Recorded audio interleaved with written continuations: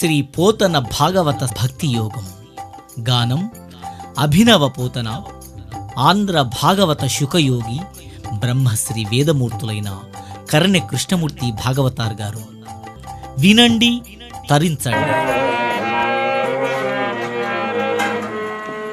ఓం నారాయణం నమస్కృత్య నరం చైవ నరోత్తమం దేవీం సరస్వతీం వ్యాసం తతో జయముదీరయే.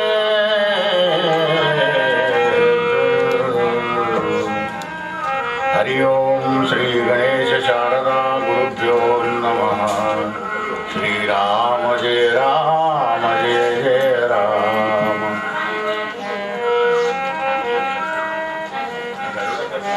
భక్తబంధువులారా, కోదండరాముని పోగుల జనాలు కూడా నమస్కారిస్తూ గురుదేవుల పాదపద్మాలు ఆశ్రయించి భాగవత కథ, భాగవత సప్తా భక్తి యోగం. ఈ వేదాలు చదివినా కానీ రానటువంటి ఒక పరిపూర్ణ భక్తి భాగవతం అనే వేదంలోనే వస్తుందయ్యా. వేదాల యొక్క సారం అంతా కూడా భాగవతం అనే కల్పవృక్షం మనకు నాటినాడు వ్యాసభగవానుడు. దయతో జీవకారుణ్యం కలిగిన పరమాత్మ. మరి కల్పతరు కిందికి పోయి ఏం కోరుకుంటావు జీవా? కల్పతరు కిందికి పోయి కాఫీ పొడి అడుగుతావా? 3 రూపాయలు వెడలు దొరుకుతుంది బ్రూపొట్టం. మరి ఏమడుగుతావు? కైవల్యాన్ని అడుగు. కైవల్యంలో అన్నీ ఉంటాయి. ఏనుగు పాదం లోపల మిగిలిన జంతువుల పాదాలను ఎలా ఉంటావో, కైవల్యం లోపల ధర్మము, అర్థము, కామము 3 కూడా త్రివర్గాలు కూడా ఇమిడి ఉంటాయి. కనుక ఆ భగవంతుని యొక్క భాగవతం అనేటువంటి కల్పతరువు కిందికి వచ్చి విశ్రాంతిని పొంది ఆ విష్ణుమూర్తి కృపకు పాత్రుడు గౌరవం కొరకే భాగవతాన్ని నిర్మాణం చేసినాడు వ్యాసభగవానుడు. ఆ భాగవతానికి అది వినాలన్నా, అనాలన్నా, రచించాలన్నా అసలు భగవంతుని దగ్గరికి పోతేనే వాటికి మాయను వారేస్తుంటాడు. ఆ మాయ. నిద్రాదేవి అడిగిందట, అయ్యా నేను ఎక్కడికి వెళ్ళాలి, నా నివాసం ఎక్కడ అంటే, నిద్రాదేవి నా కథలు ఎక్కడ జరుగుతుందో, నా కీర్తన ఎక్కడ జరుగుతుందో, నా భజన ఎక్కడ జరుగుతుందో, నా ధ్యానం ఎక్కడ జరుగుతుందో అక్కడికి పోమన్నాడు. అయిపోయి జపమాల పడుకొని కూర్చుంటాము. రాత్రి గంట నిద్ర లేకపోయి ఉంటేనో జపం చేసుకుంటూ సొప్పుతామని జపమాల ఎక్కడికి పోయిందో తలవాడు పడతాము.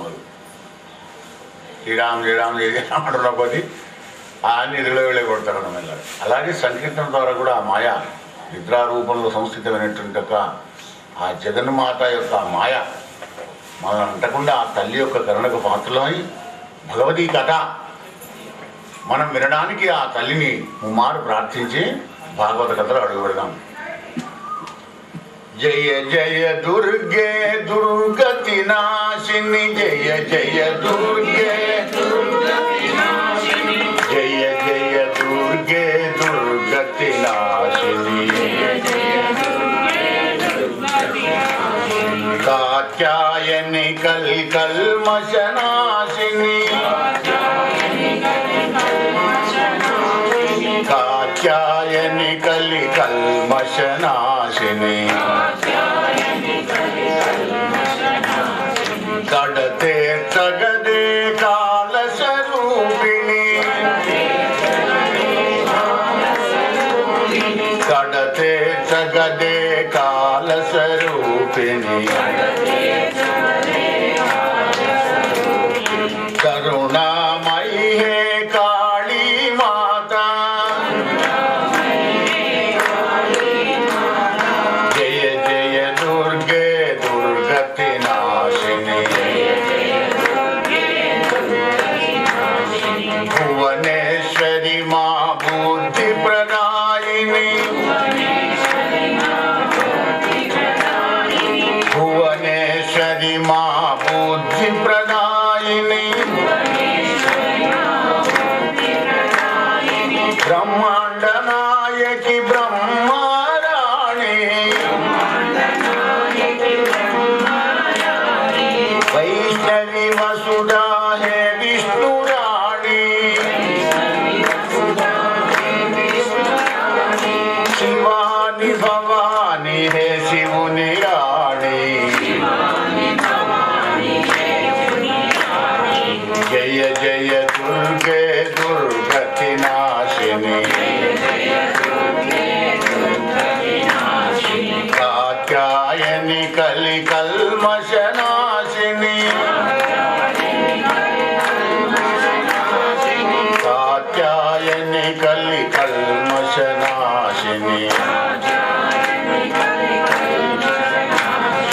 కోమల పల్లవ పాదాంబుజముల కొలతుము ఎదలో కోమలాంగిరో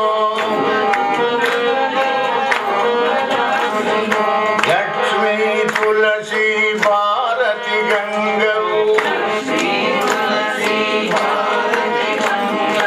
లక్ష్మీ తులసి భారతి గంగవు రాధవు నీవే గోలోక నివాసిని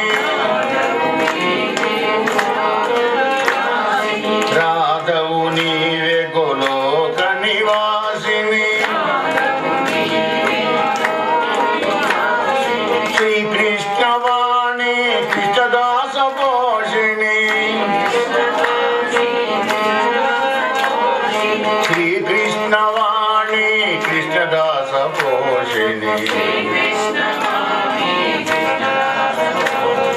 జయ జయ దుర్గే దుర్గతి నాశిని కాత్యాయని కలి కల్మషనాశిని కడతే జగదే కాల స్వరూపిణి కరుణామయీ హే కాళీ మాతా జయ జయ దుర్గే దుర్గతి నాశిని జయ జగదంబా మహారాజ్ఞికి నిఖిల పురాణ వ్యాఖ్యానం విగ్రహీ సంవత్సరైన సూత్రులు చెప్తున్న దివ్య కథ భాగవత కథ. అట్లు ప్రయోపిష్ఠుడైన పరీక్షిత్ మహారాజుకు సుఖదేవుడు వినిపిస్తున్న సూర్యజనోత్తముడైన శ్రీహరి కథ, పోతన్న రామచంద్రుని వివరిస్తున్న రామకథ. రామ అవతరించుకుని చెబుతున్నాడు. ఏ పరీక్ష మహారాజా, విదురుడు విష్ణుమూర్తి కథను విన్నాడయ్యా మైత్రిని ద్వారా అనగానే అప్పుడు పరీక్షిత్ మహారాజు సంశయం కలిగిందయ్యా, బాగానే ఉంది, భాగవతం అంతా విదురుడు విన్నాడా? మైత్రియమాముని ఎక్కడ ఉంటాడు? ఆయన తపస్సు చేసుకుంటే ఎక్కడ ఉంటాడు కదా. మరి విదురుడు అస్తినాపురంలో ఉన్నాడు, ఆయన మంత్రి. ధృతరాష్ట్రుడేమో రాజు అయితే విదురుడు మంత్రి కదా, ఆయనకి ఈయనకు సమాగమం ఎట్లా కలిగిందయ్యా అని అడగడం జరిగింది. రాజా విను, ధౌమ్య రాయబారం, సంజయ రాయబారం తర్వాత సకలనియంతైన శ్రీహరి కృష్ణ రాయబారం కూడా చేసినాడు. కృష్ణ పరమాత్మ వెళ్ళి ధృతరాష్ట్రునికి అనేక విధాలు కూడా ధర్మాన్ని బోధించినాడు, వినలే. మరి మంత్రి అయినటువంటి విధుని చెప్పినాడు, విధిరా నువ్వు కూడా చెప్పి వెళ్ళమయా ఈ రాజుగారికి అనగానే ధృతరాష్ట్రుని దగ్గరికి వెళ్ళి ధార్మికమైనటువంటి ఒక సందేశాన్ని ఇచ్చినాడు విదురుడు. విదుర నీతి భారతంలో కూడా చాలా ప్రశస్తాన్ని పొందింది. ధృతరాష్ట్ర మహారాజా, నీ తమ్ముని పాలు తమ్ముని కొడుకులకు ఇచ్చి నీ పాలు నీ కొడుకులకు ఇచ్చుకొని ఉభయకీర్తివంతులు హాయిగా ఉండవయ్యా. ఒకవేళ ఆ విధంగా నేను చెప్పింది నీకు రుచించక మొత్తం నా కొడుకులకే కావాలి, అయినా నా కొడుకుల్లో కూడా భౌతిక బలం ఏం తక్కువైంది? భీష్ముడున్నాడు, ద్రోణుడున్నాడు, కృపాచార్యుడున్నాడు, అశ్వత్థామ ఉన్నాడు, కర్ణుడున్నాడు అనుకుంటే విరవీగుతున్నావా? మహారాజా, సకల నియంత్రైన శ్రీహరి విష్ణుమూర్తి సాక్షాత్ పరబ్రహ్మ స్వరూపుడైనటువంటి యొక్క ఆ విష్ణుదేవుడు కృష్ణునిగా వాళ్ళ పక్షంలో ఉన్నాడయ్యా. ఆయన యొక్క చిటికన్న వేలు కూడా ఈ భీష్మ ద్రోణ కృపాలేఖన వెనుక ఎవరు కూడా ఏం చేయలేదన్నారు. యథార్థవాది లోక విరోధి కదా. దుష్ట చతుష్టలే పోతున్న దుర్యోధనుడికి కోపం వచ్చింది. దాసీపుత్రుని ఎవడు రవిని పిలిచాడు, మెడలు దొబ్బండ బయటికి అన్నాడు. నవ్వాడు విదురుడు. నాయనా సుయోధన, నువ్వు మెడలు కూడా దొబ్బడం ఎందుకురా బాబు, నేనే వెళ్ళిపోతాను అన్నాడు. చూడండి, గొప్పతనం అక్కడే ఉంది. సభలో అవమానపరిస్తే కూడా అవమానపడలే, వెళ్తానన్నాడు. నువ్వు మెడలు కూడా దొబ్బడం ఎందుకు, నేనే వెళ్తానన్నాడు. దుష్టానం దూరవర్జిత, ఆ దూరం ఎంతన్నా పెట్టుకొని ఇష్టం. సత్సంగం ప్రాప్తమైంది అంటే దుష్టుడు శిష్టుణ్ణి, సుజనుణ్ణి ఎన్ని తీరులో నిందించినా కానీ అది వందేది వానికి మేలేదు అనమాట. ఎందుకంటే కౌరవులను విడిచిపెట్టి హాయిగా సాధు పురుషుల యొక్క సమాగమం సత్సాంగత్యం చేయవచ్చు అనుకుని బయలుదేరి వెళ్ళినాడు అనమాట. వెళ్ళి యమునా దగ్గర ఉద్ధవుని తెలుసుకొని ఆ ఉద్ధవ సమాగమంలో కూడా కృష్ణ నిర్యాణం తెలుసుకొని ఏడిచి ఆ కృష్ణుని యొక్క దివ్యలని కూడా ఇద్దరు కూడా చర్చించుకున్నారు. ఎవరు? ఉద్ధవుడు విదురుడు కూడా. మచ్చిత్త మర్గత ప్రాణ బోధయంత పరస్పరం కథయంతమాం నిత్యం తుష్యంత చరమంతి చ. రవించిపోయినారు ఇద్దరు, ఏడిచాడు. అప్పుడు అన్నాడు విదురుడు, ఉద్ధవా, అంత్యకాలంలో కూడా నీకు ఆ భగవంతుడు నీకు మైత్రుడు చెప్పాడన్నావు కదా, ఆ భాగవతం నాకు కూడా చెప్పబోయానే మిరింతరించిపోతా అన్నాడు విదురుడు. లేదు లేదు, భగవదాజ్ఞ శిరసావహించాలి కదా, నేను బదరికామనం వెళుతున్నాను, మరి నీకు మైత్రేమో ఆమెను చెప్తాడు వెళ్ళుమంటే రాత్రి వెళ్తూ వెళ్తూ పుణ్యతీర్థాల్లో స్నానం చేసుకుంటూ సాధుల దర్శనం చేసుకుంటూ గంగానది దగ్గరికి వచ్చినాడు. వచ్చేవరకు గంగానది దగ్గర యోగంలో కూర్చున్నాడు మైత్రేమామని. ఆ మహానుభావుడికి నమస్కారం చేసినాడు.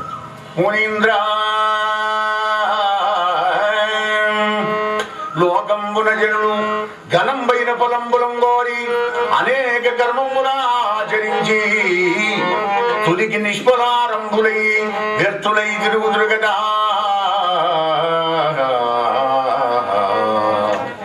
జీవునకి దుర్భమైన క్లేశ సిద్ధి పొందుడేమి.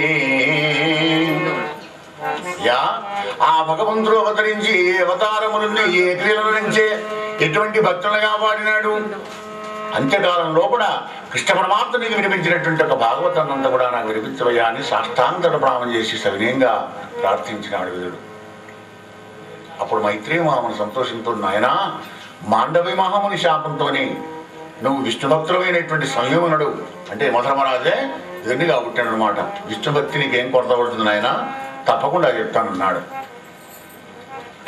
అనేక ముఖాలు అనేక వర్ణాలతో ఉన్నటువంటి సహస్ర శేషాభియుక్తుండైన శ్రీమన్నారాయణమూర్తి నాభిలో బంగారు పద్మం. ఆ బంగారు పద్మంలో చతుర్ముఖ బ్రహ్మ, అంతా జలమే ఉంది. 4 ముఖాలతో 4 దిక్కులు చూశాడు, ఏం లేదు. ఈ జలమందు ఈ కమల మేగతి ఉద్భవమయ్యేను, ఈ జలజాత పీఠమున నుండుట కారణమిదియో, మదీయ కర్మం పెట్టిదో మదాఖ్య ఎట్టిదో అని విస్మితుడై, ఈ పద్మంలో నేను ఎందుకు పుట్టాను, నేను ఎవరు పుట్టించాను, నా పేరేమిటి, నేను పుట్టడానికి గల కారణం ఏమిటి అనుకొని వితర్కించి బ్రహ్మ పద్మనాళం కూడా అడుక్కు వెళ్ళామట. అట్టడికి పోతే ఏముంది, అంతా శూన్యమే, ఊపడలేదు పాపం ఆక బ్రహ్మదేవుడికి. మళ్ళీ పైకి రాగానే తప తప తప అనే శబ్దం వచ్చింది. తపస్సు చేసినాడు. ఓంకారాన్ని ప్రణవాన్ని ధ్యానం చేసుకుంటూ 1000 సంవత్సరాలు తపస్సు చేసినాడు. 1000 అంటే మన 1000 కాదు, బ్రహ్మ సంవత్సరాలు అవి. మన సంవత్సరం బ్రహ్మదేవుడికి 1 నిమిషం. అట్లాంటి సంవత్సరాలు 1000 సంవత్సరాలు చేసినాడు ఆయన. 1000 సంవత్సరాల తర్వాత ఎక్కడ దొరికాడు భగవంతుడు? భగవంతుడు బయట లేడు. అంతర్ముఖ సమారాధ్య బహిర్ముఖ సుదుర్లభ. లోపల ఆరాధన చేసి లోపల పొందవలసిన వస్తువే మన లోపల ఉంది కదా. అలా 1000 సంవత్సరాలు కాగానే చారుపటీరహీన ఘనసార తుషారమరాళ చంద్రికా పూర మృణాలకార పరిపూర్ణ సుధాకర కాశ మల్లికాసార నిభంగ శోభిత భుజంగవతల్పమునందు యోగ నిద్రారతింజన్నియుండు జఠర స్థితి భూర్భువనాది లోకుడై నరేంద్ర. చారుపటీర హీర ఘనసార తుషార మరాళ చంద్రికా పూర మృణాలహార పరిపూర్ణ సుధాకర కాశ మల్లిక. అలా ఆదిశేషుని మీద పడుకున్నటువంటి ఆ భగవంతుణ్ణి అనేక వర్ణాలు, అనేక బాబులు, అనేక వక్రనయనం, అనేక దర్శనం, అనేక దివ్యావరణం, దివ్యానేకోద్యతాయుధం. అటువంటి ఒక మహానుభావుని చూసినాడు బ్రహ్మ నిశ్చలమైన భక్తి లోపల. పద్మసంభవ, నాలో ఉన్న జీవకోట్లని నీకు చూపిస్తున్నాను ఆయన. ఇక ప్రజాసృష్టి చేయమనేటువంటి విజ్ఞానాన్ని ప్రసాదించినాడు పరమాత్మ. దాంతోని మొట్టమొదటి బ్రహ్మ సృష్టి ప్రారంభం చేసినాడు. అహం అనేటువంటి దేహాభిమాన బుద్ధి గల మోహాన్ని, అంగన సంగమ స్రచ్చందనాది క్రామిభోగించగల మహామోహాన్ని తత్ప్రతికారజాతమైనటువంటి యొక్క క్రోధమునందు కలిగ తామిశ్రమును తన్నాశమునందు అహమేవామృతోస్మైన అంధతామిశ్రమాన్ని చిత్త విభ్రమ అనే 5 అవిద్యలను పుట్టించినాడు. అందుకే పరీక్షిత్ మహారాజు 5 అడిగాడు ప్రశ్నలయ్యా, సమాధానం చెప్పి 5కి. బ్రహ్మదేవుని సృష్టి కూడా ప్రథమంలో కూడా మొట్టమొదటి అహంకారం. 5 అవిద్యలను పుట్టించాడు. ఇదే మాయ, పంచవిధ ప్రకృతి మాయ. అహం అనేటువంటి దేహాభిమాన బుద్ధి, మోహం. ఇది చల్లగా ఉంది, ఇది వెచ్చగా ఉంది, ఇది హాయిగా ఉంది, ఇది బాధగా ఉంది అనేది భోగించగలటువంటి దాన్ని మహామోహం అంటారు. దానికి ప్రతిఘాతం ఏది జరుగుతుందంటే కోపం కలుగుతుంది, దాన్ని తామిశ్రం అంటారు. మరి తన నాశమునందు అయ్యో నేను చస్తున్నా, నేను పుడుతున్నా, నేను బాధపడుతున్నా, నేను సుఖపడుతున్నా అనేటువంటి అంధతామిశ్రం చిత్త విభ్రమ. వైద్యానికి వచ్చిన వాడికి జగత్తంతా తిరిగినట్టే కనబడుతుంది, నాకు లోపినట్టు ఎత్తున తిరిగినట్టు ఎత్తున అంటున్నామే, ఇది తిరగదు ప్రపంచం, వాడికి అనిపిస్తుంది అలా. అగో చిత్త విభ్రమ అనేటువంటిది 5. ఈ 5 దినం పుట్టించాడు. నా సృష్టి పాడిగా ఇదేమిరా అని బొమ్మలు ముడి వేసి బొమ్మానికి వచ్చాడట. అలా బొమ్మలు ముడి వేసిన బ్రహ్మ యొక్క ఈ బొమ్మల్లోంచి ఒక పిల్లవాడి కింద పడ్డాడు ఏడ్చుకుంటూ. రోదనం చేసుకుంటూ పుట్టాడు కనుక రుద్రుడు అని నామకరణం చేసి వాడికి 11 నామాలు ఎత్తించినాడు. ఏకాదశి రుద్రులను చేసినాడు. మన్యు మను మహాకాల మహత్యమరుద్వజ ఉరుడేతద్భవ కాల మామదేవతను ఏకాదశనామంబులం కలిగి ధీ వృత్తి అశన ఉమా నియత్ సర్పి ఇలా అంబిక ఇలావతి సురా దీక్షా నామపత్రి సమేతుండవై తత్తన్నివాసంబులను ప్రజలను సృష్టించుమని వంచిన ఏకాదశుద్ధులకు భార్యలను కూడా ఇచ్చిన ఆయనలారా ఇక ప్రజాసృష్టి చేయండి రా అంటే ఈ రుద్రగణాలు ఏం చేసినాయి, వాళ్ళ సంతాన్ని వాళ్ళే భక్షించడం మొదలుపెట్టాడు పెద్ద పుల్లాగా. చాలు మీ సృష్టి ఇక ఆపండి, జనార్దనుడి గురించి తపస్సు చేయండి రా అని నారాయణ మంత్రాన్ని ఏం చేసినాడు బ్రహ్మ. చేసి యోగంలో కూర్చున్నాడు. హే మహారాజా, యోగంలో కూర్చున్న ఆ భగవంతుడైన బ్రహ్మదేవుడి యొక్క శరీరం నుంచే మానసపుత్రులు ఉద్భవిస్తున్నారయ్యా, జాగ్రత్తగా విను. అరవింద సంభవని అంగుష్టంబున దక్షుడు గురు వలన నారదుండును నాభిన్పులహుండు కన్నముల పునశ్చుండు దక్కున భృగు హస్తమునంగ్రతువు కాశ్యంబు వలనాంగిరసుండు ప్రాణమున వశిష్ఠుండు మనమున మరీచి కన్నులా త్రీంగ పుత్ర దశకంబు వందిరి సుమ్మా 10 మంది మానసపుత్రులను కన్నాడు బ్రహ్మ. దక్షిణస్థనం వలన ధర్మములవే వెన్ను వలన ఉదయమయ్యే విశ్వభైరమైన మృత్యువు అధర్మమునందగలిగే కాముండు మరియు లాలిత ఛాయ వలన దేవహూతి విభుండు కర్దముండం ముట్టి అంతా అబ్జలు ఆత్మదేహమున జనించిన భారతిని చూచి విభ్రాంతి పొలసే పద్మ సంభవుండు. సృష్టి అంతా ఆయన చేయాలి కదా. ఆయన నీడలోంచి దేవహూతి కర్దముడు అనేటువంటి ఒక మిథునం పుట్టింది స్త్రీ పురుషులు. ఆ తర్వాత భారతీదేవి పుట్టిందిరా. ఆ భారతీదేవిని చూసి మోహించిపోయినాడు బ్రహ్మ. అందాన్ని చూసే వరకు విభ్రమ చెంది తానే మోహించిపోయినాడు. సనకాదులు వచ్చన్నారు, చాలు గురి సరోజభవ, ఎంత అన్యాయం అధమైన పని చేస్తున్నావయ్యా, బ్రహ్మదేవుడు కూతురు రమించాడు అనేటువంటి అపకీర్తినికి వస్తుంది కనుక ఇక చాలు ఆ పని చేయకనగా ఆ శరీరాన్ని విడిచి మరొక శరీరాన్ని ధరించి భారతీదేవిని ఇల్లాలుగా చేసుకున్నాడయ్యా పరీక్ష మహారాజు.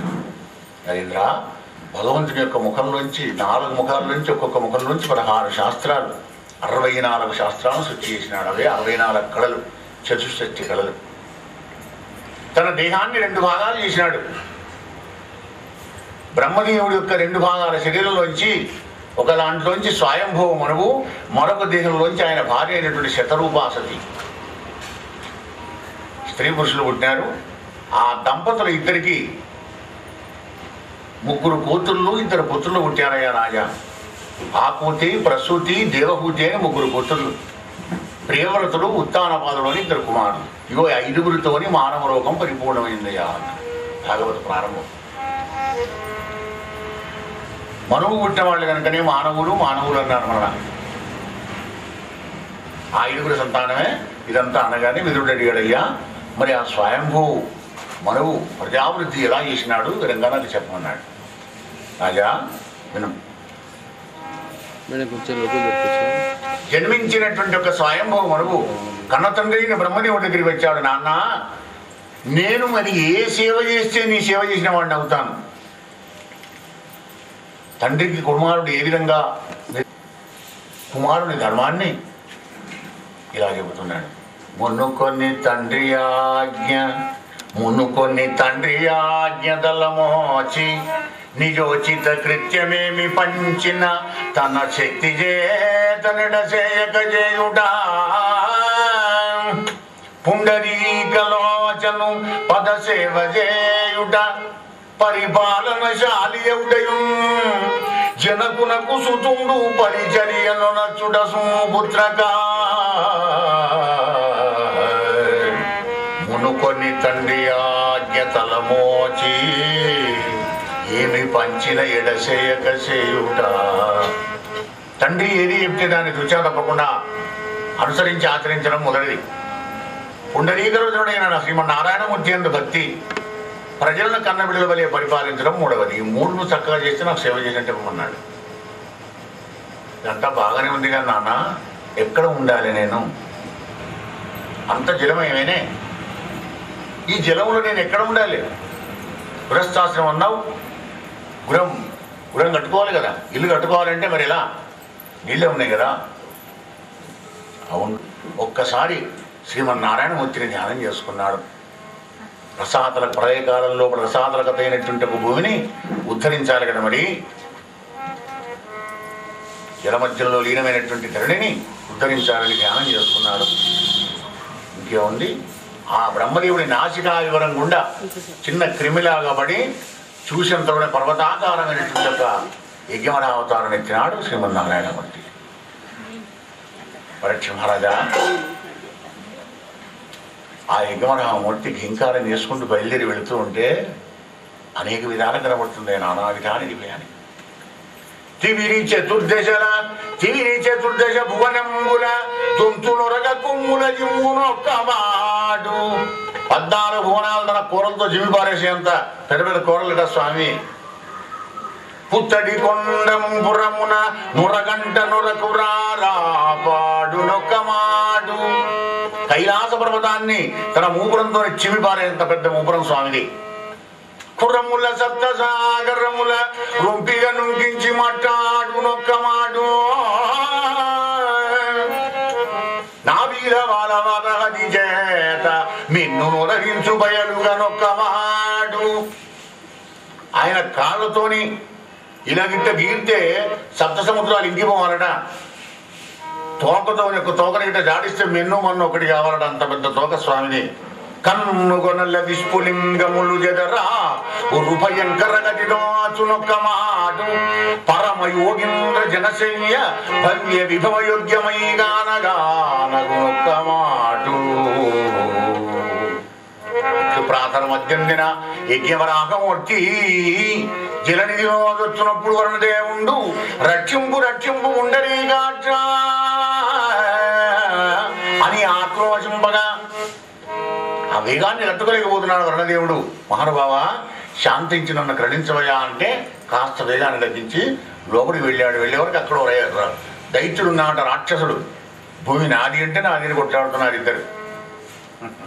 నీదలా అవుతుందా విధవా, నాది అవుతుందని ఆ దైత్యుని సంహారం చేసి తన కూరల మీద భూముడలాన్ని పెట్టుకొని వచ్చాడయ్యా. ఎలా చంటి పిల్లవాడు బంతిని ఎలా పెట్టుకుంటాడో అలా పెట్టుకొని వచ్చాడు. పెట్టుకొని యజ్ఞపోత్రమూర్తిని చూసి కమలాసనాది దేవతలంతా కూడా స్తోత్రం చేశారయ్యా. రాజా, నారికేళం తీసుకోండి. దేవజితం జితం దే పరమేశ్వరా జితం జితం దే పరమేశ్వర జిత యజ్ఞ భావన శుద్ధి శరీరా కారణ సుకరాకారుడకు నీకు నది బచ్చి మృక్కెదమయ్య వరదా భవదీయ రోమకూపంబులందులీనంబులయ్యుండు అంబుదులు అట్టి అధ్వరాత్మకంబైదనరారు నీ రూపంబుగా అనంగరాదు దుష్కర్మ పరులకు అట్టి నీకు ప్రణామంబుల ఆచరిందు అఖిల జగదేక కీర్తి దయానుమర్తి భవ్య చారిత్ర పంకజ పత్ర నేత్ర చిర శుభాకార ఇందిర చిత్త చోరా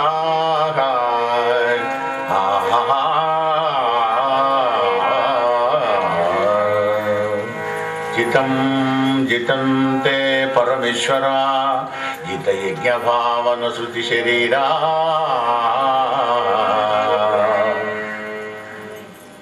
గోపాలకృష్ణ భగవానికి పరీక్ష మహారాజా ఎదురా అలా ఉద్భవించినటువంటి స్వామి తన యొక్క కోళ్ల మీద భూమిని పెట్టుకొని వచ్చినాడు యజ్ఞవరావతారం 24 అవతారాల్లో ఇక మొదటి అవతారం అన్నమాట యజ్ఞవరావతారం రసాతలకు తగినటువంటి ఒక భూమిని ఉద్ధరించడానికని ఇక స్వామి ఈ అవతారం ఇచ్చినాడు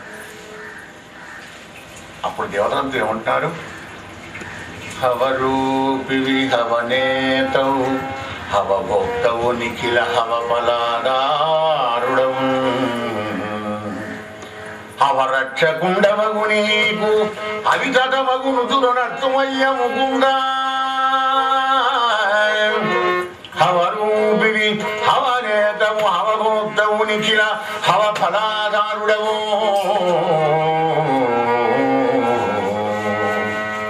అన్నీ నువ్వే స్వామి బ్రహ్మార్పణం బ్రహ్మహవి బ్రహ్మాగ్నౌ బ్రహ్మణాహుతం బ్రహ్మైవదేన గంతవ్యం బ్రహ్మకర్మ సమాధినా అన్నీ ఆయనే యజ్ఞం చేయించేది ఆయనే యజ్ఞం చదివే మంత్రాలు ఆయనే యజ్ఞం కోసం కట్టిన హోమగుండం ఆయనే యజ్ఞం యొక్క ఫలం కూడా ఆయనే అందులో ప్రకాశించే అగ్ని ఆయనే అన్నీ ఆయనే అదే స్తోత్రం చేసినారు ఇక్కడ బ్రహ్మాదేవులంతా స్వామి ఈ యొక్క భూమండలాన్ని అలా బంతిలాగానే కోళ్ళని నిలిపినావు కదా చతురామ్నాయ వపురు విశేషధర చెంచ సూకరాకారా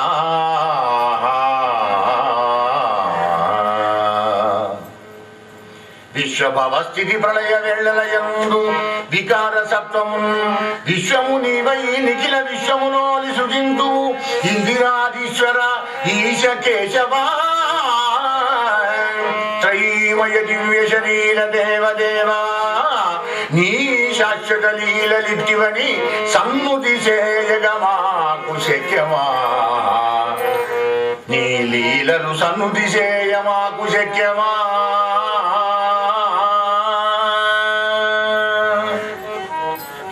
ధర్మ అర్థ కామోక్షాలు ప్రసాదించేటువంటి ఒక యజ్ఞవరామూర్తి అవతారం ఎత్తి ప్రసాదనగతమైనటువంటి ఒక భూమిని ఉద్ధరించినటువంటి ఒక నీ లీలను తెలిసి కొనియాడ మా వల్లవుతుందా స్వామి మా తరమా అన్నాడు మహాదేవంతా అనగానే కృపాదృష్టితోని తన శక్తినంతా ఆ భూమికి ఇచ్చి నీళ్ల మీద ఆయాసంగా ఆ భూమిని నిలబెట్టి త్రోహితుడయ్యి అదృశ్యమైనాడు పరమాత్మ ఇదిరా పరీక్ష మహారాజా మంగళమైన ఈ కథ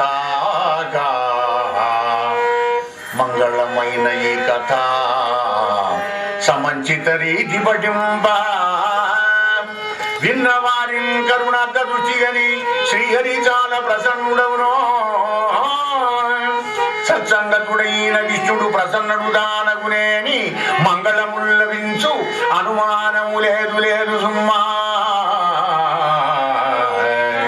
మంగళమైన ఈ కథ యజ్ఞవరామూర్తి కథ వింటే మాకేం లాభయ్యా అంటే మీ జీవితం మంగళప్రదం అవుతుంది అంటున్నాడు మంగళప్రదం అంటే శుభం స్వస్తి కళ్యాణం ప్రతివతారం యజ్ఞవతారం ఇచ్చినాడు అని మైత్రేయ మహాముని వీరుని చెప్పినటువంటి సంగతిని పరీక్షితుడు చెప్పినాడు సుఖదేవుల వారు శివుని కార్యమాసలరా సావధానంగా వినండి అంటున్నాడు సూతమునీంద్రుడు అది వినేటువంటి శవనవరామమూర్తి కథను సర్వం విన్నాడు విదురుడు సందేహం కలిగింది అయ్యా బాగుంది కదా మరి ఆ భగవంతునితో నీ యుద్ధం చేసినటువంటి ఒక దైత్యుడు ఎవడయ్యా గవాణి పుట్టుపూర్వతరాలకు చెప్పాలన్నాడు చెబుతాను ఇదిరా సావధానంగా దక్ష ప్రజాపతి యొక్క కుమార్తెలలో 13 మందిని ధర్మునికి 13 మందిని కశ్యప ప్రజాపతికి ఇలా అందరికి వివాహం చేసినాడు 27 మందిని చంద్రునికి 60 మంది బిడ్డలకు పెళ్లి చేసినాడు 13 మందిని కశ్యప ప్రజాపతికి ఇచ్చినాడు అందులో దితి అదితి అనేటువంటి వాడు ముఖ్యులు ఒక్కనాడు ఆ దితి భర్త అయినటువంటి కశ్యపుడి ఆవిడ దగ్గరికి వచ్చింది, పాదాభివందనం చేసింది. చేసి నమస్కారం చేసి వినయంతో ఇలా అంటుంది, నాథ ఏమిటో చెప్పు, చల్లగా వచ్చి ముద్ర రాసుకోవడం ఎందుకే, ఏమిటి నీ కోరిక? వాటి కోరికను తీర్చాలి భర్త, లేకపోతే భ్రూణహత్యా మార్గం తగులుతుంది వీడికి. వెళ్ళినాడు, ప్రమాణం చేసినాడు, మామ మమ అనిపించి అన్నీ చేసి మమ అనుకోండి ఇవ్వాలి, అయ్యగారులే అంటాడు. నువ్వేనమా అయ్యగారు, మమ అనుకోండి అయ్యగారు అంటాడు. అయితే వాళ్ళు అనలేదు. వివాహం చేసుకునేటువంటి వాడు, కన్యాదానం పరిగ్రహం చేసుకునేటువంటి వాడు ధర్మేచ అర్థేచ కామేచ నాతిచరామి అంటారు. 4వ అంటలేరు ఇవాళ రేపు అయ్యగారు కూడా. మోక్షేచ అంటే ఎందుకు ప్రమాదకరం అనుకుంటాం, మోక్షం అంటే జ్ఞానం. అసలైన జ్ఞానమే కావాలి. సంసారాన్ని దాటాలంటే అవలీలుగా జ్ఞానం అనే నౌకలో కూర్చోవాలి. కానీ అది అనడం లేదు. 3 ధర్మ అర్థ కామాలు, త్రివర్గాలు అంటారు. త్రివర్గాలు ఎవరు? రాక్షసులకే అవసరం త్రివర్గాలు. కనుక ఈ 4 సిద్ధించాలి అంటే గృహస్థాశ్రమంలో కూడా భర్త భార్య కోరికలన్నీ కూడా తీర్చాలి. పెళ్లినాటి ప్రమాణం అన్నమాట అవన్నీ. అలా సవినయంగా నమస్కారం చేసిన దితితో అని ఏం కావాలో కోరుకోనగానే అప్లికేషన్ పెడుతోంది దితి. నాథ గజ విభుడుద్దతిన్ ననటి కంబములన్ విదలించు లీల చిత్తజుడు ప్రసూన సాయక విధానము చేత మదీయ చిత్తము గజి విజి చేయుచుండే వగల కార్య వెట్టజనాథ నీ పదంబుజముల గాన వచ్చిది ప్రభుత్వమెలర్పగ నన్ను గావుమా.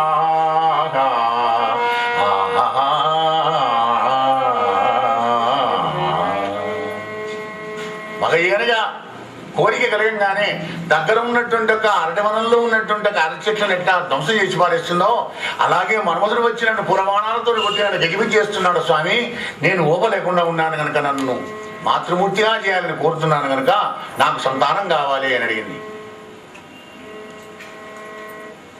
ఏ సతీ అయినా ఏ భార్య అయినా కోరుకునే కోరిక అదే. తల్లిని కావాలి, మాతృమూర్తిని కావాలి అనేటువంటి ఒక పోరాటం అందరికీ ఉంటుంది. దితి కూడా అదే కోరిక కలిగింది.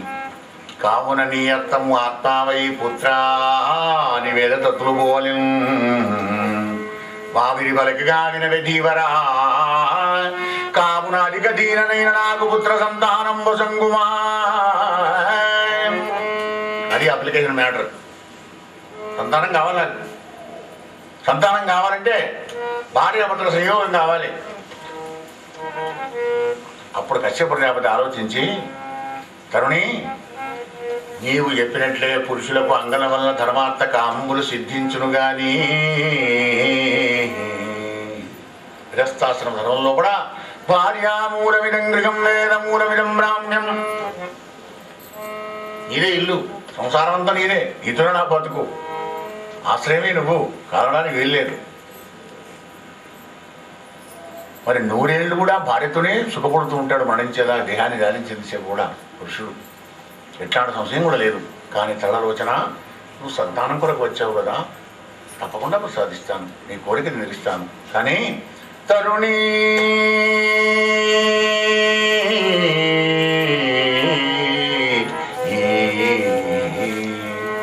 తరుణి ఒక్క మునుకొని లజ్జా వరద వదన ఎయిది ప్రాణేషు కొంగుదాని విదూరం వెనకొని వారకామిని అనుగుణ నరేంద్ర వారకామిని అనుగుణ నరేంద్ర. వేశ్యలాగా బలత్కారం చేసి పైకొంగు బట్టి లాగిందట. ఇట్లు చేసిన భార్య నిర్బంధం దొరంగనేరక కశ్యపుర్యావతి ఈశ్వర నమస్కారంబు గావించి ఏకాంతమున నిజకాంత సంగమము తీర్చి వార్చి స్నాతుండైరజము సనాతనమునైన గాయత్రీ జపంబు చేసి నీ కర్మ చెప్పడం నా ధర్మ, వినకపోతే నీ కర్మ. మనకు ఇక్కడ క్రాస్ పాయింట్ తీయచ్చు. ఏమయ్యా మరి ఆమె అంటే చిత్రాల స్త్రీ కదా, సహజమే కదా. మరి కశ్యప ప్రజాపతి అని చెప్తారు. ప్రజాపతి అంటే బ్రహ్మతో సమానం. మరి ఆయననే ఊరుకోవచ్చు కదా. ఆయన అట్లాంటి నిషిద్ధకరం ఎందుకు చేశాడయా అంటే భర్త నేను తప్పులేదు. ఎందుకంటే భ్రూణహత్యా బాధకల్ని ఎవడు పోతాడు, దాని కోరిక చెప్పడం మన ధర్మ, నిబద్ధాన్ని కర్మ నేనేం చేస్తాను. 10 మాసాలు మోసి పెంచి పెద్ద చేసి కీర్తి అపకీర్తులైన దానికే నేనేం చేస్తాను. భార్య కోరిక తీర్చని వాడు భ్రూణహత్యా మార్గంలో పోతాడని శాస్త్రం తెలిసిన మహానుభావుడే.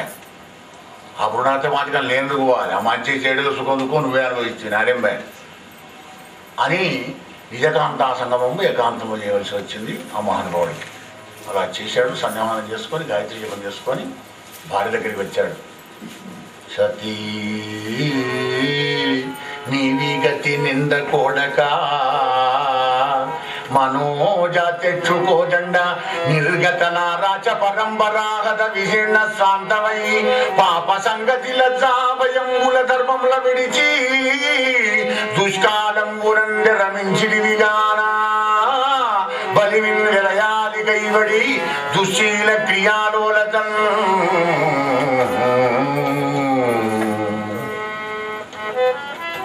సతీ నింద కూడక అపకీర్తి కూడక అధర్మానికి వెనక ముందు చేయకుండా మరి దుష్కారమును నిర్మించావు కనుక దుర్మార్గులైన లోకకంటకులైన కురుళ్ళు 2 కొడుకులు పుడతారమ్మన్నాడు. సత్సంతానం కావాలి అందరికీ, కానీ సదాచారం కావాలంటే భాగవతం. సదాచారం ఉంటే సత్సంతానం కలుగుతాం. ఇలా చెప్పగానే ఏడుస్తుంది, మా అని ఏడుస్తుంది పాప. ఎందుకు ఏడుస్తావు? ఎడవకున్నాడు. ఎడవకపోతే ఎట్లా స్వామి? కశ్యప సంతానం నీకు రాదా? కొంత నాలాంటి బాగా నీకు సగం రాదా? మన ఇద్దరికి అపకీర్తి ఎట్లాగండి స్వామి? ఎంత పని చేస్తే ఎంత పని నేను చెప్పలే నీ మోలే తరుణం యొక్క ముహూర్తం ఉండు అన్నాను, విన్నావా? ఈ ఏడుస్తుంటే ఆ భార్య ఏడుకుని చూడలేక, ఎందుకు ఏడుస్తావు? ఎడవకు, నీ 2 కొడుకుల్లో పెద్దవాడికి 4 కొడుకులు పుడతారు, అందులో పరమ భాగవతోత్తముడైన నీ మనవడు కూడా ఉంటాడు బొమ్మన్నాడు, చిరంజీవిగా ఉంటాడు వాడు. వాడితో సంతోషపడు. కొడుకులు దుర్మార్గులు పుడతారని ఏడ్చింది. మరి మనవడు పరమ భాగవతోత్తముడు పుడతాడు, ఆహా వాడితో తరించిపోతుంది కులమంతా వంశమంతా అనుకొని ఆనందపడింది. సుఖ దుఃఖాలతో ముడిపెడతాడు పరమాత్మ. ఏదొక్కటే ఇయ్యడు. చచ్చదాకా దుఃఖం వేస్తే వాడిని అడ్రస్ ఉండదు, చచ్చదాకా సుఖం వేస్తే వాడి కాళ్ళు నెత్తిగా ఉంటాయి, ఇక్కడ ఉండవు. ఇక అహంకారం విరగిపోతాడు కనుక 2 ఇస్తాడు అనమాట. ఏ సమయంలో ఏది అన్నో ఆ ఛానళ్ళని టకటకా చేంజ్ చేస్తుంటాడు. Remote control Narayanamurthy. రాజా రామచంద్ర భగవానికి అయ్యా ఈ విధంగా కశ్యపు వీర సమృద్ధమైన గర్భంబు ధరించి దుర్భర తేజోభిరామమును అన్య తేజోభిరామమును దినదిన ప్రబద్ధమానమురయి చింతించుదు గర్భంబు 100 వర్షంబులు ధరించుతున్నా. 100 సంవత్సరాలు మోసిందట గర్భాన్ని. కుక్కడి పురాణం ఇదేందే అది మనకు సమస్య. ఎందుకంటే మనకు 9 నెలలే కాదా, 10 మాసాలు పోని, మ్యాక్సిమం 10 మాసాలు అనుకోవచ్చు. కానీ ఈ 100 సంవత్సరాలు అయింది. మరి వాడు లక్షల యుగాలు పుట్టేవాడు. ఈ సత్యయుగాల కథ, కృతయుగంలో కూడా కథ. 2 కశివుడు లక్షలేళ్ళు భూమి మీద వచ్చినా జీవించేవాడు. గర్భంలో కూడా 100 సంవత్సరాలు ఉండడంలో అతిశక్తి ఉన్నది. 100 సంవత్సరాలు ఉన్నట్టు. దేవతలందరూ అష్టదిక్పాలకులందరికీ కాంతి కలిగిపోతుందట. అష్టదిక్పాలందరూ కలిసి బ్రహ్మ దగ్గరికి వెళ్ళినారు. అయ్యా ఏమిటి సంగతి? మా యొక్క ఏమి చేయాలని 2 దానపాలకులు అడ్డుకున్నారు నాయన. వెంటనే వాళ్ళు శాపం పెట్టినారు. అసలు కాదు 7వ ద్వారం దగ్గర దానపాలకులు ఎవరండి అంటే మరి 6 ద్వారాలు ఏమైనట్టుగా భాగవతం వింటూ ఉంటే కానీ లోతుగా అప్పుడప్పుడు 6 ద్వారాల దగ్గర 6 నెలల 12 మంది లేకపోయినారా? కానీ వీళ్ళ భావన అలా లేకుండే. సర్వం నారాయణమయం, విష్ణుమయం. అందరికీ విష్ణుమూర్తి కనబడే. ద్వారపాలకుల్లో విష్ణుమూర్తే, వాళ్ళల్లో విష్ణుమూర్తే, ఎదురుగా విష్ణుమూర్తి ఉండే. ఈ విష్ణుమూర్తి దగ్గరికి పోతున్నామని ఏకాభిప్రాయం, ద్వైతం లేకుండా అద్వైతంలో కూడా ఉన్నారు. కానీ 7వ ద్వారం దగ్గరికి వెళ్ళగానే వీళ్ళు విజయులు లోపల లక్ష్మీనారాయణుడు మేము సరకాలం వచ్చాం, ద్వైత భావన వచ్చారా అని కట్టడం పెట్టారు వాడు. ఏంటి భావం తట్టుకోలి. భగవంతుడు అందుకే అసదృశుడు, అద్వితీయుడు. ఆయనకు సాటి ఆయనే. 4 లెవెల్కి వస్తావా బద్మాష్, ఎక్కడ ఉండాలి అక్కడ ఉండమంటాడు. ఈ కాబట్టి ఒక చివరి గేటు దగ్గర 2 గేటుకి ఎవరు ఆపుతారేవండి. నేను అదేంత తీసుకున్నారకన్నదే జ్ఞాన విజ్ఞాన సుజ్ఞానాలు ఎన్నున్నప్పటికీ కూడా 7వ ద్వారం దగ్గర ఆగడమే. చూడ వెంటనే శాపం పెట్టారు మీరిద్దరు కామకృతాలైన. ఈ కాకడం విన్నటువంటి ఒక నారాయణమూర్తి లోపలికి బయలుదేరి వచ్చినాడు. ఆ నారాయణమూర్తి యొక్క రూపాన్ని చూశాడు సనకాలు. చూసి సునిశిత భక్తి తన్ముఖం దూచిన తూర్పులు దిప్పలేకయున్ కనుగొని రెట్టకేలకు సనకాదులు అకల్మష భక్త విధూతి ఖేదముల్ మునిజన చిత్తమోదములు ముక్తి నివాసకవా రెట్టకేల కుంగనిరి నరేంద్ర. ఆ ముఖ కమలం నుంచి దృష్టిని ఓ వనజదళాక్ష భక్త జన వత్సలా దేవదేవ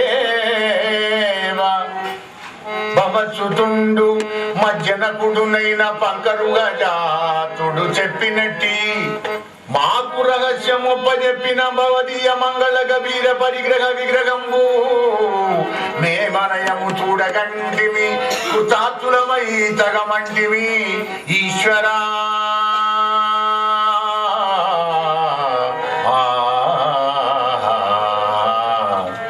ఈశ్వరా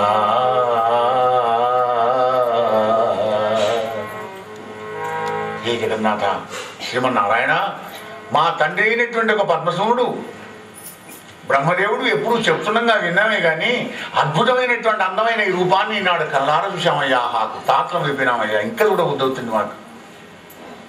పరమాత్మ మహిత యశో విలాస గుణ మండన సర్వశరణ్య ఇంద్రియ స్ఫూలకు గాన రాకయత సీకుసుమద్యుతి నొప్పుచున్నా నీ సహజ శరీరం ఇప్పుడు వృషంబుగా చూచి మదీయ దృక్కులిందగ అహహా కుతాకదం బొరసే అచ్యుత మృక్యదమాదరింపుమా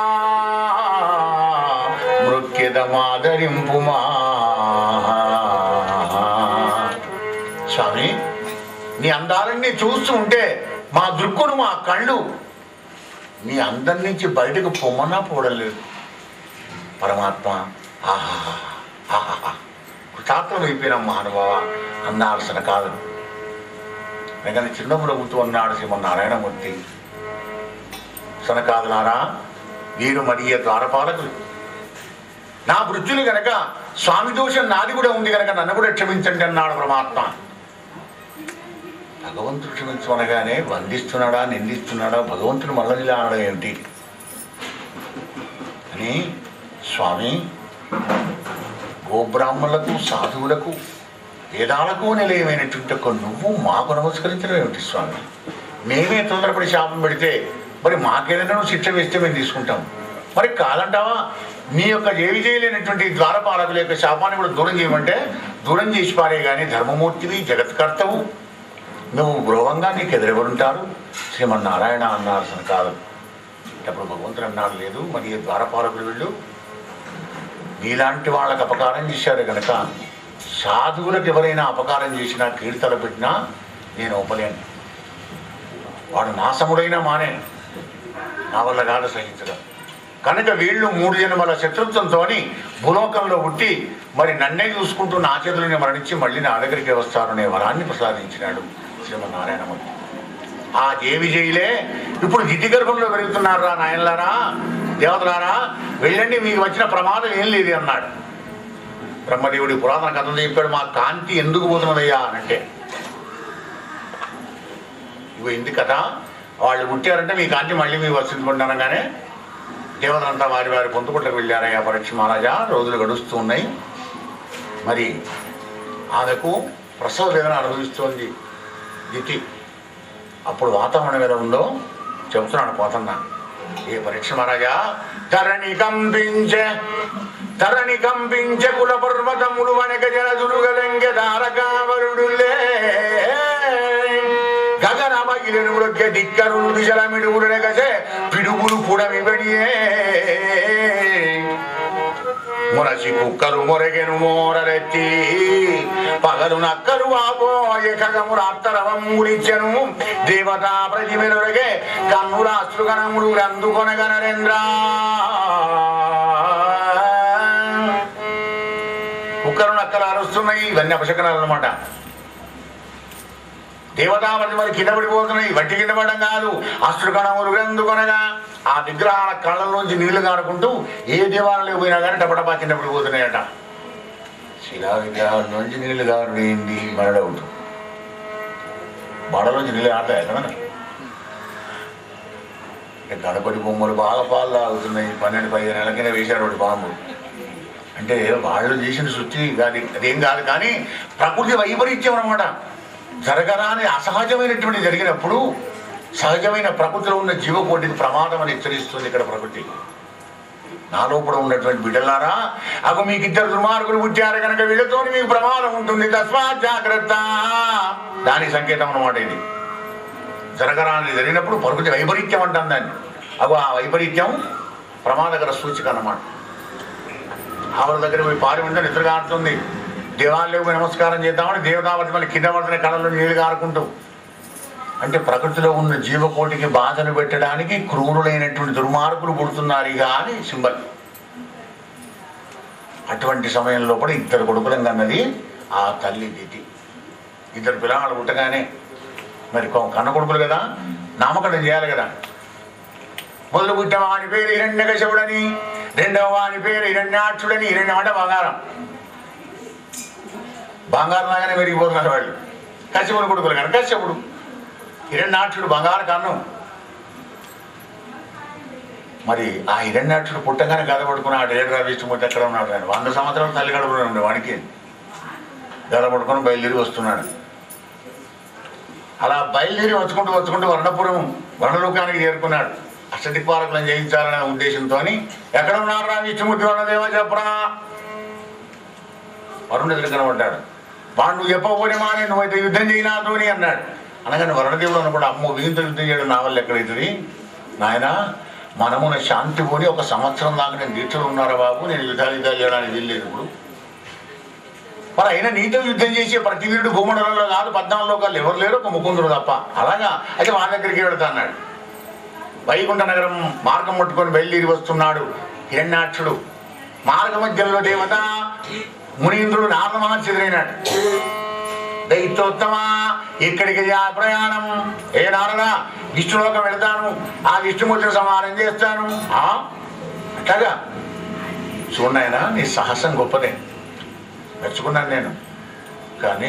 కానీ గురుబుజుడమ్మాత్ముడు విష్ణుడు నేడు వికుంఠపురమున లేడు సుమ్మా. గురుబుజుడమ్మాత్ముడు వికుంఠపురమున నేడు లేడు. మరి ఎక్కడ ఉన్నాడయా? భూపరము పశింపనాదికి భావము దాల్చి రసాతలంబునందిరముగానున్నవాడు. అతడికే గెదవేని ఏ గుమన్ అందర ఎగగలుగు నీకు అసురంతకు తోడి రణంబవశంబుగా. ఆదివరావతారం ఎత్తి రసాతలగతైనటువంటి ఒక భూమిని ఉద్ధరించడానికి శ్రీమన్నారాయణమూర్తి నీళ్ళ లోపలికి పోయినాడు. మరి అక్కడికి పోయి చేవగట్ట నీకుంటే అక్కడికి పో, నీ కోరిక తీరుతుంది అన్నాడు. అక్కడికి వెళ్తా నాకేందన్నాడు అని బయలుదేరి నీళ్ళలోకి వెళ్ళినాడు. ఎవరికి పుండరీకాక్షుడున్నాడు. హిరణ్యాక్షునికి ఎదురే కనబడ్డాడు. నువ్వేనా పిరిగి బందా, 10 రూపాయలు దాల్చావా, 3 రూపాయలు దాల్చావా, సిగ్గులేదా నీకు? ఓడనోడు రెచ్చగొట్టుకొని కోపాన్ని రాకపోతే యుద్ధం ఎట్లా చేసుడు. చిరునవ్వులు నవ్వుకుంటూ స్మైల్ ఇచ్చుకుంటూ చాలా లాక్కుడు గురువులు లాక్కుడు యుద్ధం చేయాల్సివా? ఓడనోడు రెచ్చగొట్టుకొని బాగా కోపాన్ని వచ్చి మాటలు దాటి మీరు నిలబడి ఉంటుంది. ఇక అదే జరుగుతుంది ఇక్కడ. నీచ మృగ రూపాంగరించావు, పిరిగి పందా, 10 అవతారం ఎత్తినావా అంటే అప్పుడు పుండరీకాక్షుడు అంటాడు, వినరా మోరి అమంగళాచరణ ఉద్వృత్తిన్మదిన్నీమదిన్ననయంబు వనగోచరంబగు మృగంబంచుదలంతౌరా. నేనయన్ వన్య మృగంబునౌదుగాని నీ బోటి శునక శ్రేణులందంప అని మొనందు సుమ్మారమ్మని. జగవా నీలాంటి కుక్కలను చంపాలంటే ఇటువంటి మృగరూపాన్ని ధరించాలి రా ముందరికి అన్నాడు. దగ్గరికి రాగానే వైష్ణవ శక్తితోని వాని చూపులో చూపు పెట్టి వాని శక్తి అంతా తీసుకున్నాడు. దాన్ని మన ఈ దయ్య భాషలో కూడా హిప్నటిజం అంటాం. హిప్నటిజం మొత్తం వాని యొక్క శక్తిని అంతా తీసుకోవడం హిప్నటిజం చేసి పరిచినాడు. ఆ హిరణ్యాక్షుని పుండరీకాక్షుడు శక్తి అంతా పోయింది. బ్రహ్మ వచ్చాడు ఆకాశంలోకి. స్వామి వీడితో ఎందుకు కాలజ్ఞాపన చేస్తున్నావు? దివ్యమూర్తి పురుషోత్తమ సాయంకాలం అయిందంటే రాక్షసులకు మహాబలం వస్తుంది. రత్నంచరులు వాళ్ళు రాత్రిచరులు. పొద్దు గుంకకు ముందు తొందరగా అభిజన ముహూర్తం, మంచి ముహూర్తం చూశాడు బ్రహ్మ. ఈ అభిజన ముహూర్తంలో కూడా వీడి పేరు వెడగడేవయ్యా స్వామి అని వేడుకోగానే అప్పుడు అడ్డే కూర్చున్నాడు. ఏ ఆయుధం తీసుకుంటే ఆయుధాన్ని దుస్తునాసకులు చేసినాడు నారాయణమూర్తి. త్రిశూలం పట్టుకొని వస్తున్నాడు హిరణ్యాక్షుడు. త్రిశూలాన్ని త్రిశూలంతోనే వక్కలు చేసినాడు, గదనం వక్కలు చేసినాడు. ఏ ఆయుధం పట్టుకు వస్తే ఆయుధంతోనే తునాతురకలు చేసినాడు. అగ్ని మీద పడే మిడతలాగా అటు ఇటే కూర్చున్నట్టుంటే హిరణ్యాక్షుని ఒక్క పట్టుబట్టినాడు స్వామి. 2 చేతులు కుతికెడు వేసి వచ్చినాడు. రాజా బుడబుడ నెత్తురుగా కూచు బుడబుడనెత్తురుగా కూచు వేడ రూపము దాల్చి గుడ్లు వెలిగురగా ఇలంబడి పండ్లు గీటుకొనుచు విడిచే ప్రాణంబురు దైత్య వీరుడంతా రాజా రామచంద్ర భగవానికి. కళ్ళల్లోంచి, ముక్కుల్లోంచి, చెవుల్లోంచి రక్తంగా ఆడుకుంటూ కింద పడి ప్రాణాలు విడిచాడయ్యా రాజా. కానీ మహారాజా యోగులకు, ముళ్ళకు, సిద్ధసాధ్యులకు కూడా దొరకనటువంటి ఉత్తమ కైవల్యం దొరికిందయ్యా వాడికి. వాడి భాగ్యం ఏమని చెప్పంటావయ్యా అని ఆనందపడిపోతూ చెబుతున్నాడు సుఖదేవుల వారు.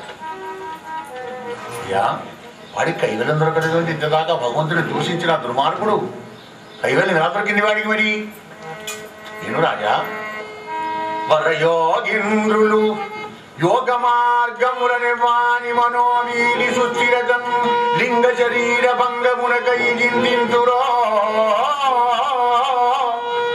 ఆ పంకజోదరు పణ్యాగతిం తన్ముఖంబురుగంబు దర్శింపుచుందచ్చే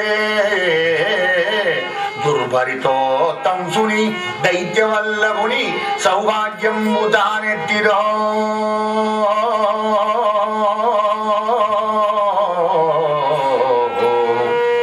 దైత్యవల్లభుని సౌభాగ్యంబు తానెత్తిరో. మహారాజా యోగినుడు యోగ మార్గంలో అనేక వేల జన్మలెత్తి కూడా దొరకలేనటువంటి ఆ పరమాత్ముడిని ఒక్క జన్మలో దొరికించుకొని ఆ పరమాత్ముని దర్శనం చేసుకుంటూ ఆయన చేతులను మరణించాడు కనుక వాడి సౌభాగ్యం ఏమని చెప్పంటావా ఆయన తెలుసుకుంటున్నాడు. క్షమాడు గాడు వాడు ఈ లింగ శరీరాన్ని అనేక శరీరాలు కూడా దాల్చుకుంటూ తపస్సు ద్వారా ఆ పరమాత్ముని యొక్క వశీకరణ చేసుకోవడానికి ఆనంద కష్టాలు పడుతుంటారు. తపస్సు ద్వారా కూడా దొరకడు. సురుల్లో కూడా పరమాత్మ అటువంటి ఆ వాసుదేవుణ్ణి ఒక్క జన్మలో దర్శనం చేసుకొని ఆయన చేతిలోనే మరణించినటువంటి ఒక దైత్య వల్లభుని సౌభాగ్యము తానేటిడు. హిరణ్యాక్షుడు ఆ భగవంతుని లోపల కైవల్య ముక్తిని పొందినాడయ్యా రాజా. ఆ తర్వాత బ్రహ్మ చతుర్ముఖుడు యక్ష రాక్షస దేవతాగణాలందరినీ కూడా సృష్టి చేసినాడు. చేతులన్నీ ఒక్కసారి వాసన చూసుకున్నాడు. గంధర్వులు పుట్టినాడు. శరీరం అంతా నిమురుకున్నాడు. రోమాలు రాలి కుండలి వ్రజమైనవి అంటే సర్పాలు ఒక ముఖం దగ్గర సహస్రముఖాల్లాగా ఉండేటువంటి పాములన్నీ పుట్టినాయి. ఇలా మొత్తం సృష్టి అంతా కూడా చేస్తూ ఉన్నాడు బ్రహ్మ. మరి ఆ యక్ష రాక్షసులు వచ్చి ఈ బ్రహ్మదేవుని కబులించుకోగానే కళ్ళు మూసుకొని శ్రీమన్నారాయణ అని స్మరించినాడు. అప్పుడు మధువు మగువ ఒక అందమైన స్త్రీ రూపాన్ని, సంధ్య అనేటువంటి ఒక స్త్రీ రూపాన్ని ధరించి శ్రీమన్నారాయణమూర్తి చేతిలో చషకం అంటే మధుపాత్ర పట్టుకొని వస్తే అప్పుడు ఈ బ్రహ్మదేవుని విడిచిపెట్టినారు యక్షరాక్షసులు. మధు మగువ వాళ్ళ సొమ్ము, రాక్షసుల సొమ్ము. యక్షరాక్షసుల పాలైపోయింది. అప్పుడు బ్రహ్మదేవుని కూడా విడిచిపెట్టినారు. అనగానే విదురుడు అంటాడయ్యా స్వయంభువి యొక్క మనువు చరిత్రను నాకు వివరించమన్నాడు. స్వయంభువ మనువు రాజా ధర్మ మార్గం తప్పకుండా గృహస్థాశ్రమంలో కూడా నిరంతరం హరినామస్మరణం చేసుకుంటూ మరి 3 కూతురు 2 కొడుకులను కన్నాడు. అప్పుడు చెప్పాను కదా వాడు పేర్ల 5. అదే సమయంలో కూడా కృతయుగంలో కూడా విష్ణుభక్తుడైన కర్దమ ప్రజాపతి సరస్వతి నది తీరంలో కూడా తపస్సు చేస్తున్నాడు భగవంతుని గురించి. విష్ణుమూర్తి ప్రసన్నుడైనాడు. ఆ భగవంతుని అనేక విధాల స్తోత్రం చేసినాడు ఆ యొక్క కర్దమ ప్రజాపతి. నాయనా ప్రజాపతి నీ ప్రార్థన నేను సంతోషపడ్డాను నాయన. కొద్ది రోజులకే స్వయంభువ మనువు తన కూతురును తీసుకొని బంగారత్నంలో నీ దగ్గరికి వస్తాడు.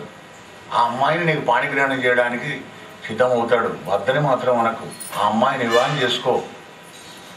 ఆ తర్వాత కొంతకాలానికి నేను నీ కుమారుడు కాబట్టి నీకు అపవర్గం సంప్రాప్తం చేస్తానన్నాడు. మోక్షాన్ని సాధిస్తానన్నాడు. అలాగే స్వామి అని ఆ భగవంతుని యొక్క ఆజ్ఞను శిరసావించి తపస్సు చేస్తున్నాడు కదమ ప్రజాపతి. అంత స్వయంభుండు కనకరదారుండకు భార్యాసమేతుండై భక్తువాంచాపరైన పుత్రికందోడుకని నియతమూజకుండగిన వరుణి అన్వయింపుదు భువనములన్నీరు మరి ఎందునుగానగా వచ్చి వచ్చి వచ్చి ఎదుటగాంచే బుధముఖ్యుడు విష్ణుడు కర్దం దయాసాగరు. కర్దమర్యాపతి ఆశ్రమంలోకి బంగారసం వేసుకొని భార్యను కూతుర్ని కూడా పెట్టుకొని అక్కడికి వచ్చాడు ఆశ్రమంలోకి. తపస్సు చేస్తున్నాడు. తపస్సు చేసే వాళ్ళను, నిద్రపోయే వాళ్ళను, ఏకాంతంలో ఉన్న భార్యాభర్తలను, పురాణ కథా శ్రవణం, చక్కటి భగవంతుని సంకీర్తన కథామృతం వినేటువంటి వాళ్ళ విఘ్నం చేయడం, ఇవన్నీ బ్రహ్మహత్య పథకాలు. నిద్రపోయే వాళ్ళని లేపడం మహాపాపం. తపస్సు చేసుకుంటూ జపం చేసుకుంటూ ఉండే వాళ్ళను విఘ్నం చేయకూడదు. ఇవన్నీ కూడా బ్రహ్మహత్యా సదృశ్యాలన్నమాట. పోయి స్వయంభూమును నమస్కారం చేసి అలాగే నిలబడ్డాడు. కాసేపైనాక కనుదరి చూశాడు. ఏమయ్యా, ఆడవాళ్ళని తీసుకొని ఆశ్రమానికి వచ్చావు మహారాజా, ఏమిటి సంగతి? అంతఃపురాల లోపల రాజ్య పరిపాలన చేసుకుంటుండాలి కదా. ఇట్లు వందనంబుగా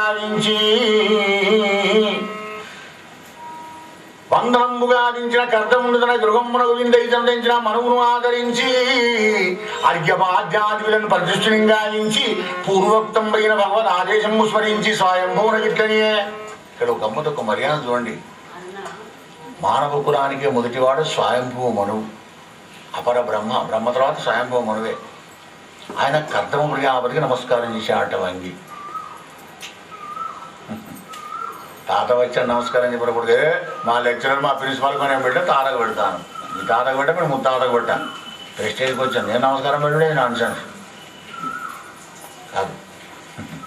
గురుదేవులకు, పెద్దవాళ్లకు, భాగవతోత్తములకు, భగవద్భక్తులకు ఆచార్యాం మాం విజానీయాన్ అవమన్యేత గర్గచిత్ సమర్థ్య బుద్ధ్యాః అసూయేత సర్వదేవమయో గురువు.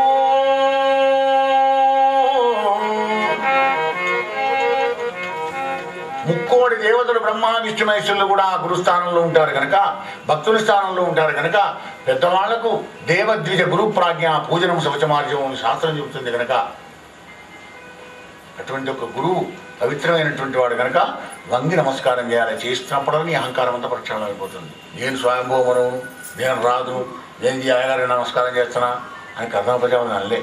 మరి ఈయన నమస్కారం చేశాడు కదా, నేనేంటో పెద్ద నేను అనుకున్నాడా? ఈయన ప్రతి నమస్కారం మళ్ళీ చేశాడు. ఆసనం అర్ఘ్యం పాద్యం పూజించాడు స్వయంభూమను.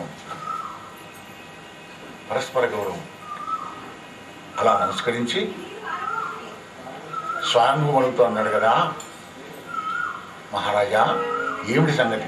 భవనాగమన నిత్యం వెయ్యలో భవనాగమన నిమిత్తం వెయ్యది అనవుడు సమాహిత సకల నిత్య కర్మానుష్ఠానుడైన మునీంద్రులకు స్వయంభూమను ఇట్లనియే. సకల కర్మానుష్ఠానపరుడైన వాడా, ఎంత చక్కటి వాడు కర్దమ ప్రజాపతి. సత్కర్మానుష్ఠానపరుడు కదా. నమస్కారం చేసి శబరిగా అడిగితే అప్పుడు స్వయంభూమనం అన్నాడు కదా, వరయోగీశ్వరా హే వరయోగీశ్వరా దేవహూతి అను ఈ వామాచ్య మత్పుత్రీ, దేవహూతి అను వామాచ్య మత్పుత్రీ తావర లావణ్య గుణాఢ్యులను వినియు ఎవ్వారి మరింగోరదు. ఆతురై నారదు పంపుర విము వరింతునంతునే తెంచే ఈ తరుణి భిక్ష పరిగ్రహింపు శుభోదత్త క్రియాలోరతన్ మునీంద్ర వరయోగీంద్ర దేవహూతి అని ఈ వామాక్షి మత్పుత్రి. నా కూతురయ్యా, ఈమె పేరు దేవహూతి. ఎంతో మందిని అందగాళ్ళని చూపించాను నేను, ఎవరైనా మెచ్చలే. నారద మహర్షి చేత నీ యొక్క తపస్సు వైభవం, నీ తపోవైభవం, నీ ధర్మ మార్గం లోపల నువ్వు జీవించేటువంటి నీ జీవన విధానం నచ్చి నా బిడ్డకు నిన్నే చేసుకుంటా అని పట్టుబడితే, అయ్యా నీ దగ్గరికి తీసుకువచ్చా కనుక కన్యాదానం ఇస్తాను తీసుకోవాలన్నాడు. బాగుంది యా, చేసుకుంటాను కానీ దానికి కొన్ని నిబంధనలు ఏముంది మరి చేసుకోవడానికే మా చేసుకుంటే ఆ విష్ణుమూర్తి కూడా నాకు చెప్పాడు అనుకున్నాడు మనసులో. మనం వస్తాడు బిడ్డలు ఇస్తామనంటాడు వాతావరణం అన్నాడు కానీ చేసుకుంటా. కానీ సంతాన పర్యంతమే నీ బిడ్డకు నాకు సంబంధం, ఆ తర్వాత సంఘానం పుచ్చుకున్నాను నేను. ఏమంటావు బిడ్డ, సంతానం దాకా ఉంటాడు కదా, చూతాన్ తర్వాత ఏమవుతుందో పెళ్ళే చేసి పారే. ఇది విధానంగా పాణిగ్రహణం వరచ్చి ఆ మహత్తుని ఆజ్ఞ ఉల్లంఘనం చేయరాదని కర్తముందు పలికిన స్వయంభూ నిజమాని నిశద్రూపందరంబుతు పుత్రైన దేవభూతికి వివాహం వరదించి బ్రహ్మావర్త దేశం మనకు వెళ్ళి హరింగొచ్చి యజ్ఞం వరణించిన స్వయంభూడు దేవభూతిని కర్దమ ప్రజాపతికి పెళ్లి చేసినాడు. అలా రోజులు గడుస్తున్నాయి. ద్వాదశ వర్షానికి ఒక తపం గడిచింది. 12 సంవత్సరాల కాలం వెళ్ళిపోయింది. పెళ్ళైనప్పటి నుంచి 12 సంవత్సరాలు ఆయన సేవ చేస్తూనే ఉంది. చల్లనీళ్ళ స్నానం, ప్రాతకాలం లేవడం, కందమూలాలు తినడం, ఉప్పు కారం కానీ పురుపు తీపి కానీ ఒకరి చేదు కానీ 6 రుచులు 7 రుచులు ఏదీ లేవు. భర్త సేవ చేసుకుంటూ ఉంటుంది. 12 సంవత్సరాలు అయింది. 12 సంవత్సరాలు కాగానే ఒక్కనాడు తపస్సమాధి నుంచి బయటికి లేచి భార్యతో అన్నాడు కర్దమ ప్రజాపతి, కరుణి, ధర్మ మార్గంలో కూడా విష్ణుమూర్తి కృప పాత్రమైన మాకు పొందడానికి అర్థం ఏదీ లేదు. మా సేవలో నీ శరీరాన్నంతా కూడా క్షింపజేసావు కనుక ఏం కావాలో కోరుకోమన్నాడు. కొడుకు దొరికావు అనుకున్నది, అప్పటికైనా పెట్టింది కోరికలు ఇష్టం మొదల వారిసింది. అంటే అప్పటి జనరేషన్కి ఆ విధమైనటువంటి ఒక అవగాహన ఉండేదన్నమాట. భర్త ఏం కావాలని అడిగినప్పుడే వీడు చెప్పేవాడు. అప్పటిదాకా సేవ చేసుకుంటూ ఉండేవాడు. అప్పుడు అడిగింది, నాథ, యోగమాయా విభుండమైన నీవు సమర్థుడవని కూడా నాకు తెలుసు. దేవా, నీ వాన తెచ్చిన సంతాన పర్యంతమైన శరీర సంగమ సమయము చిత్తంబురందలంచి భవనాంగ సంగమము కృప చేసి మన్నించి భవదీయో సంయోగమాంఛాపరదం కృషీభూతంబైన ఈ శరీరంబు ఏ విధమున మద్దన భోజన పాన సుఖముల పర్చుత్యం పొందునో అట్టిమన్ మనోరథంబు తీర్ప రచితంత్రము కామశాస్త్ర ప్రకారము రక్షించి అందులో కుశలంబులైన వివిధాంబరావరణ మాల్యాన్లేపన మందిరారామ ప్రముఖనిగల విస్తారం గావించి నన్ను సుఖపెట్టవయ్యా మహానుభావ. ధర్మానికి విరుద్ధం కాకూడదు, శాస్త్ర ప్రకారం తప్పకూడదు. వివాహమైనప్పుడు నేను అంత అందంగా ఉన్నాను, ఆ సుఖానందం ఇప్పుడు రావాలి. 12 ఏళ్ళు సేవలో పోయింది కదా, సరే స్నానమే కాండములాలు కూడా ఏడ్చుకరాలి. ఆస్తికలోను చర్మం ఉన్నది ఏముంటుంది, ఆరోగ్యంగా ఉంది కానీ అందంగా లేదు. అందంగా ఉంటే ఆరోగ్యంగా ఉండదు. లింకు మనబెట్టి రాదు. మంచిగైనా ఏం మంచిగైనా నీకు పోందా, లోపల రోగాల్లో ఉంటుంటాయి. భోగే రోగ భయం, కులే చ్యుతి భయం, విత్తే రూపాలద్వయం, ఇవన్నీ భయాలు చెప్పినాడు భక్తుడారి. వీటికి అందంగా నీటి కనబడుతున్నామే, వేటి పెరుగుతున్నా కొద్దీ మన వేటి కూడా పెరుగుతుంది అన్నమాట, లోపల రోగాల వేటు. కనుక ఆరోగ్యానికి అందానికి క్వైట్ అపోజిషన్ అన్నమాట. శరీరం ఆరోగ్యంగా ఉంది కానీ అందంగా లేదు. అదే అడుగుతుంది ఇక్కడ దేవభూతి స్వామి. 12 ఏళ్ల క్రితం నేను ఎంత స్మార్ట్గా అందంగా ఉన్నానో ఆ అందం అంతా ఇప్పుడు రావాలి. ధర్మానికి విరుద్ధం కాకుండా మన ఇద్దరం అందించాలి. అది శాస్త్ర ప్రకారంగా ఉపలక్షించి వివిధ మాల్యాను లేపర మందిరారామ విస్తారం గావించి వివిధ అంబర బట్టలు, ఆభరణాలు, సుగంధపరమ ద్రవ్యాలు దేనికి కొనుగోలు లేకుండా నన్ను సుఖపెట్టాలన్నాడు. అనగానే అప్పుడు విష్ణుమూర్తిని ధ్యానం చేసుకుని విమానం ఇచ్చినాడు విష్ణుమూర్తి. ఆ విమానంలో భార్యను కూర్చొని పెట్టుకున్నాడు స్వయంగా ఆ కర్దమ ప్రజాపతి. వివిధమున విమానమునందు సమస్త భూభాగములు వాయువేగమునందరేంగుమ్మడి నిఖిల వైమానిక లోకమును అతిశయించి సకల భూమండలము ప్రదక్షిణం వరించి వివాహ వ్యవస్థ ఇక్కించమోలు. పెళ్లి కాగానే మనం హనీమూన్ అంటే హనీమూన్ పాడు కాదు, హనీమూన్ కాదు ఆయన ఉత్తర దక్షిణ యాత్రలు మొత్తం తీరా భూమండలం అంతా. తీర్థయాత్రలు ఎప్పుడు చేయాలంటే అప్పుడే ఒంట్లో శక్తి, ఇంద్రియాల్లో శక్తి, మైండ్ తృప్తంగా ఉంటుంది, మంచిగా ఉంటుంది అనమాట. అప్పుడు మొత్తం అంతా చూసి వచ్చి వీడు సంసారంలో పడితే గృహస్థాశ్రమంలో ఈ సముద్రంలో మునుగకుండా బతుకుతాడు వాడు. ఇక అంతా అయిపోయి పెళ్ళి అయిపోయినాక ఇప్పటి చేయని పాప వాడే భగవద్గీత ముట్టడు మన పిల్లలు. ఎప్పుడన్నా తప్పిపోయి గిట్ట పిచ్చిగాలి కొడుకు ఈ పంచాయతీలో నీకు ఇది ఇదే టెక్స్ట్ బుక్ చదువుకోబా అని మనం వాడే ముట్టడు. ఎప్పుడైనా గిట్ట ముడితే వాడికి అదిరాజి పెట్టాను, ఎందుకంటే నా కొడుకు ఆయన సన్యాసం మూసుకొని వెళ్ళిపోతున్నాను అడుగుతూ వాని వీడి మమకారం. కానీ వాడికి వస్తుందా అది ఆ కోరికట మాత్రం